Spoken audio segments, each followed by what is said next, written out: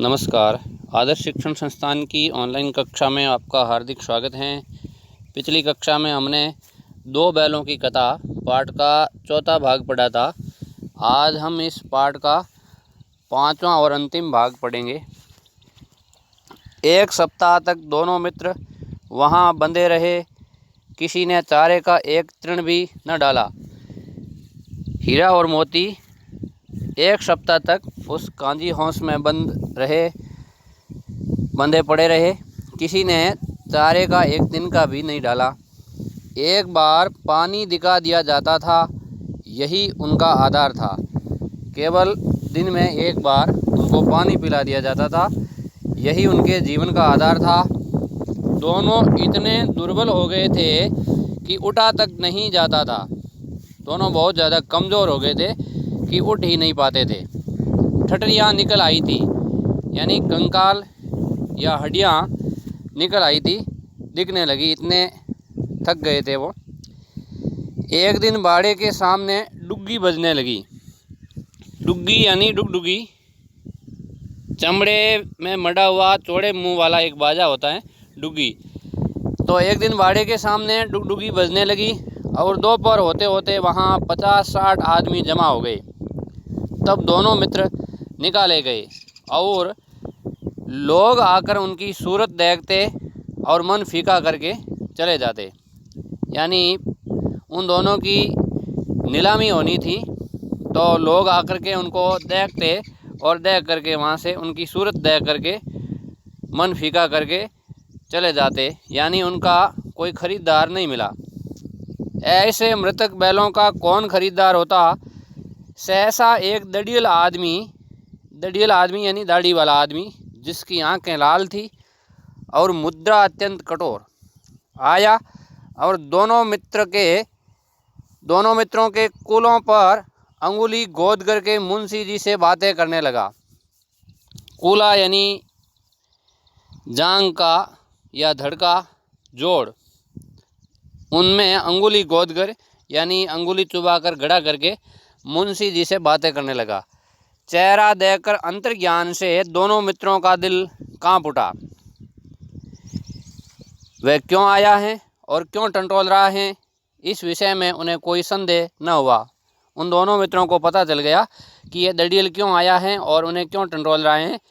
इस विषय में उनको अब कोई संदेह नहीं रह गया। दोनों ने एक दूसरे को भीत नेत्रों से देखा, यानी डरी हुई आंखों से देखा और सिर झुका लिया। हीरा ने कहा, गया के घर से नाहक भागे। नाहक यानी बिना वजह भागे, अब तो जान न बचेगी। मोती ने अश्रद्धा के भाव से उत्तर दिया, कहते हैं भगवान सबके ऊपर दया करते हैं, उन्हें हमारे ऊपर दया क्यों नहीं आती? मोती ने अश्रद्धा के भाव से हीरा से कहा कि ऐसा सुना है कि भगवान सबके ऊपर दया करते हैं, पर उन्हें हमारे ऊपर दया क्यों नहीं आती? भगवान के लिए हमारा जीना मरना दोनों बराबर हैं। चलो अच्छा ही हैं, कुछ दिन उनके पास तो रहेंगे। अब ठीक ही हैं, कुछ दिन उस दड़ियल के पास में रहेंगे। एक बार उस भगवान ने उस लड़की के रूप में हमें बचाया था, क्या अब न बचाएंगे?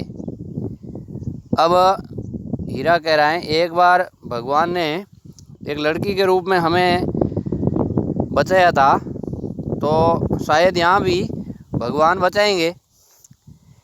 यह आदमी छुरी चलाएगा, देख लेना। मोती ने कहा, यह आदमी तो छुरी चलाएगा, अर्थात हमें मारेगा, देख लेना।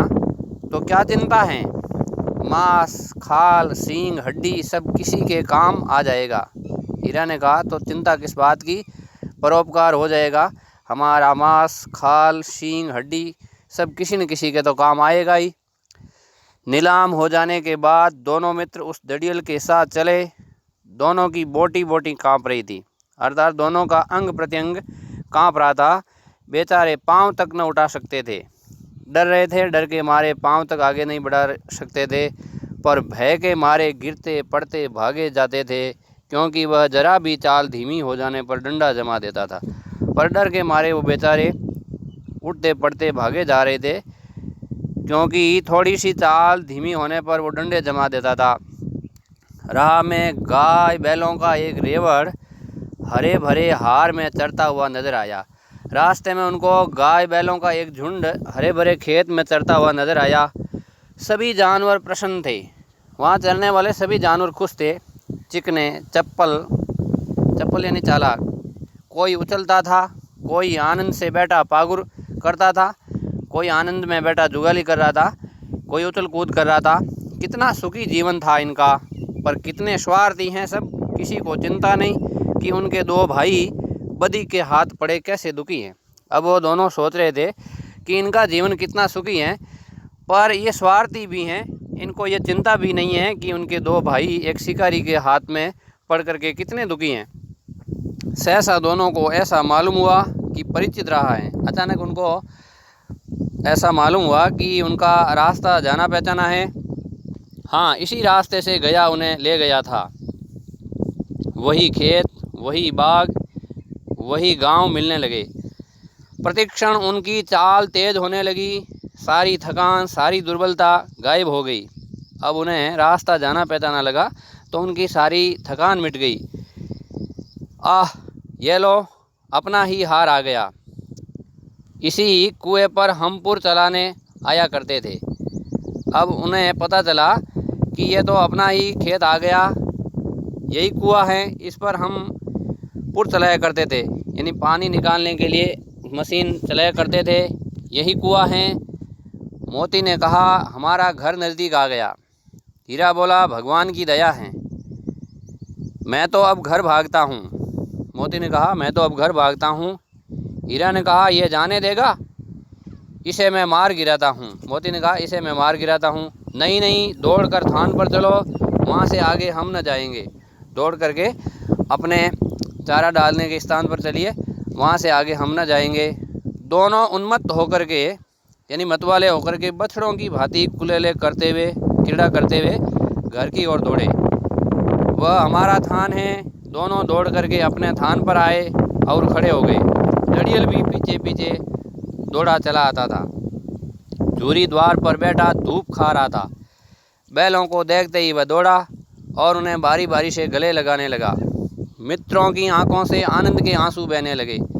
एक झूरी का हाथ चाट रहा था। दोनों मित्र भी खुश हुए। उनकी आंखों से आनंद के आंसू बह रहे थे और एक तो झूरी का हाथ चाटने लगा। दड़ियल ने जाकर बैलों की रस्सियां पकड़ ली। झूरी ने कहा, मेरे बैल हैं। अब दड़ियल ने जाकर के उन बैलों की रस्सियां पकड़ ली तो झूरी ने कहा कि ये बैल तो मेरे हैं, तुम्हारे बैल कैसे हैं? मैं मवेशी खाने से नीलाम लिए आता हूँ। उस दड़ियल ने कहा कि तुम्हारे बैल कैसे हुए? मैं इन्हें मवेशी खाने से नीलाम करके ला रहा हूँ। मैं तो समझता हूँ चुराए लिए जाते हो। चुपके से चले जाओ, मेरे बैल हैं, मैं बेचूंगा तो बिकेंगे। किसी को मेरे बैल नीलाम करने का क्या अख्तियार है? अख्तियार है, ये नहीं अधिकार है। झूरी ने कहा कि मैं तो ऐसा समझ रहा हूँ कि तुम इनको चुरा करके लेके आ रहे हो। चुपके से यहाँ से निकल जाओ, ये तो मेरे बैल हैं, मैं बेचूंगा तो बिकेंगे। किसी को दूसरे को मेरे बैल नीलाम करने का क्या अधिकार है? जाकर थाने में रपट कर दूंगा। अब उसने कहा कि मैं जाकर के थाने में रपट कर दूंगा। मेरे बैल हैं, इसका सबूत यह है कि मेरे द्वार पर खड़े हैं। झूरी ने कहा कि ये बैल तो मेरे ही हैं, इसका सबूत भी यह है कि ये मेरे दरवाजे पर खड़े हैं। दड़ियल झल्ला कर बैलों को ज़बरदस्ती पकड़ ले जाने के लिए बढ़ा। अब वो दाढ़ी वाला आदमी क्रोधित होकर के बैलों को ज़बरदस्ती पकड़ करके ले जाने के लिए आगे बढ़ा। उसी वक्त मोती ने सींग चलाया। दड़ियल पीछे हटा, मोती ने पीछा किया। दड़ियल भागा, मोती और उसके पीछे दौड़ा। गांव के बाहर निकल जाने पर वह कहीं जाकर रुका, पर खड़ा दड़ियल का रास्ता वह देख रहा था। दड़ियल दूर खड़ा धमकियां दे रहा था, गालियां निकाल रहा था, पत्थर फेंक रहा था और मोती विजयी सूर की भांति उसका रास्ता रोके खड़ा था। अब मोती ने सींग से मार करके उस दड़ियल को भगा दिया था वहाँ से, और उसके वापस आने का रास्ता देख रहा था कि वापस आए तो उसे और मारूं। और दड़ियल बेचारा डर करके दूर से ही खड़ा धमकियां दे रहा था, गालियां निकाल रहा था, पत्थर फेंक रहा था, और मोती एक विजयी सूरवीर की भांति उसका रास्ता रोके वहाँ खड़ा था।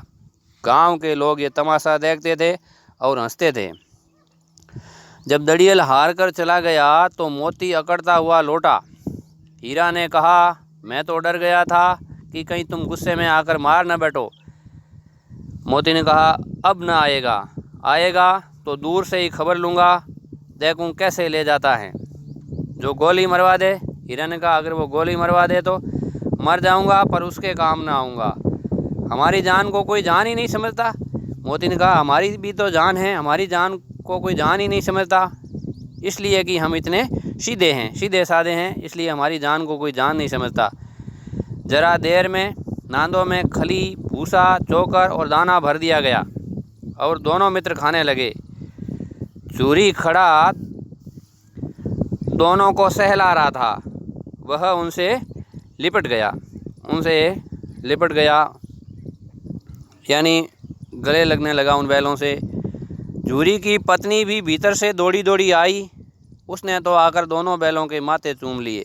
इस बार झूरी की पत्नी ने भी उन बैलों के माथे चूम लिए, क्योंकि बैलों की स्वामी भक्ति को देख करके वो भी खुश हो गई थी झूरी की पत्नी, और दौड़ करके आई, उसने भी बैलों को अपने माथे से लगा लिया। धन्यवाद।